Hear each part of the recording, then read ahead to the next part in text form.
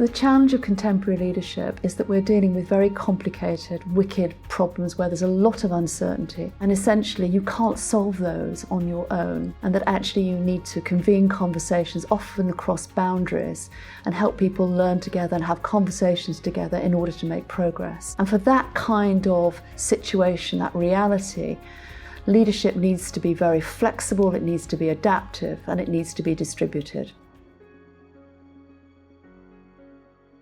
It's a topic in organisational studies that has been explored a lot. There are almost as many definitions of leadership as there are people who sought to define it. And one of the debates in that literature is, what is the difference between management and leadership? I think when you're managing, you often feel you're right, you're in control, but when you're leading, it's as though you're stepping into a swamp of ambiguity, uncertainty, and you're dealing with emotions and the unknown. And essentially where we land is that management is about outcomes and controlling, where leadership is more about change and persuasion. It is not a hierarchical concept. It's much more about relationships, and crucially relationships in context. If we turn to more contemporary views of leadership, there's been a big shift away from discussing leadership as an individual phenomena and thinking more about leadership as a distributed phenomena, something that happens throughout the organisation. We can look at leaders a bit like farmers.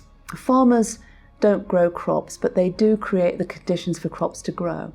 So essentially we're encouraging the notion of creating a system or a context that can support other kinds of leadership and energy within the system.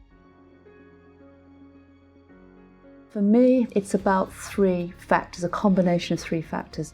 Of course, it's about ourselves as leaders and understanding your own journey and who you are and experimenting with that understanding.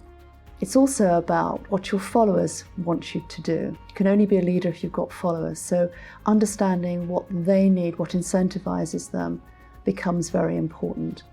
And then finally, this notion of being curious about the context. That's the organisational culture, the different groups and subcultures within the organisation, but also the wider context that's changing and affecting that organisational context.